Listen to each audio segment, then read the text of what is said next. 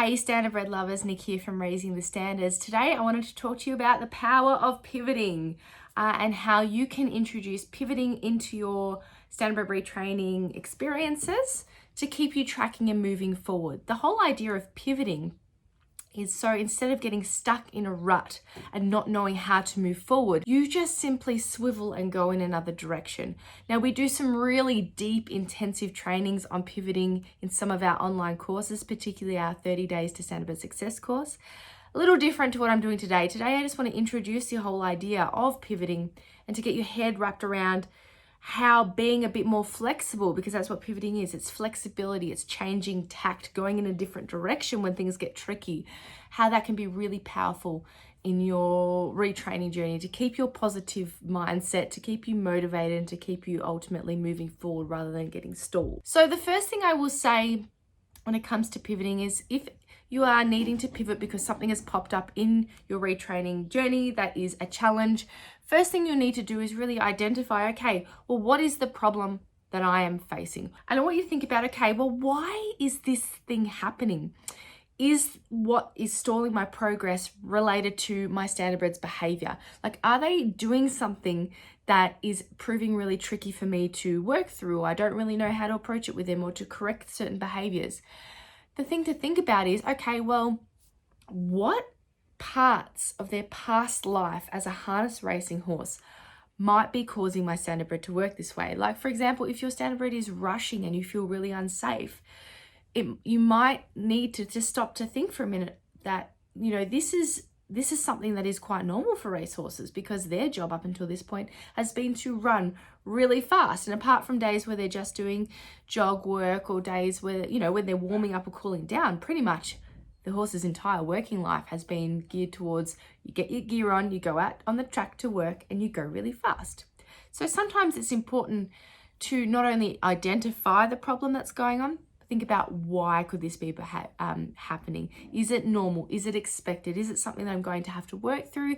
Is it something that might be stemming off their history as a harness racehorse? Then you might want to move to, as part of like this pre-pivoting process. So pivoting is one certain thing, but we have to think sometimes before we start just going, this is too hard, I want to go in a different direction. We need to think about, okay, identify the problem, think about why it might be happening, and can I just do some research? Can I look around the internet if I'm part of online courses like what we run at Raising the Standards? Like, are there lectures or modules which will help me to do deeper research on not only why this problem is occurring, but how can I fix it? You know, are there resources out there that I can look at? Can I create a bit of a plan for moving forward and all the different ways that I can work on resolving this problem? Because before you are going in another direction, as I said, it's really important to see, can you keep moving forward and work through the problem that's in front of you? Because often times you'll find, because we live in this time where there's so much information available to us, that you might be able to find a different strategy for working through a problem. If you do a bit of research and you realize, okay, well, yes, I can work through that problem, but I'm going to need to be able to do this and this and this, or I don't actually have the skills or the confidence to do all of the things to work through this challenge, maybe it is better to leave this particular skill or challenge sitting on the shelf for a little bit of time. Give yourself a bit of mental breathing space. This is where pivoting comes into play. It's about being flexible. It's about when you identify a problem and you know what the root cause is and you do some research into it, and you realize that part of the plan to work through that problem, it's just not right for where you're at right now. Like, maybe you don't have enough time to be consistent to work through the problem, or maybe you don't have the skills just yet in your journey. Maybe you're not fit enough to really ask and then tell your horse and give them very clear aids because you're just getting your seat back. Maybe you've had some incidents that have happened recently, or a long break from the saddle where you just don't feel confident doing that. In this case, it is time to look at pivoting. And the first part of pivoting is to just say, okay, well, that's a problem for me right now, but that's okay. I'm going to leave that for now and I'm going to move on to something else. So then it's about doing a bit of a brain dump, and brain dumping is something that we actually set out an activity. I teach you how to brain dump in our 30 Days to Standardbred Success course, but you do a brain dump, which is basically where you get all of the ideas you can possibly think of all the different other activities that you can do instead of that one that you were focused on. So it's about saying, this isn't working for me right now, let's go and do other things. And the brilliant thing about doing other things is that it's just more time that you're spending with your horse. Instead of doing a big, putting the brakes on and going, this is too hard, and then you start to make excuses because you're not motivated to go out and see your horse because things are going wrong, you give yourself other activities to look forward to, things to learn, things that you can go and try. And while you're out there trying those different things, you're spending more time with your horse, so you're building better a better connection with them and communicating with them. Every touch point you spend with your horse, it's time where you're learning more about each other and how you communicate and how you give each other cues and aids and reading each other.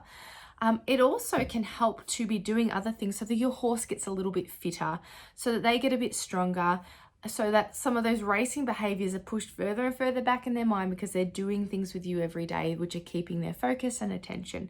So there are a lot of benefits to doing pivoting.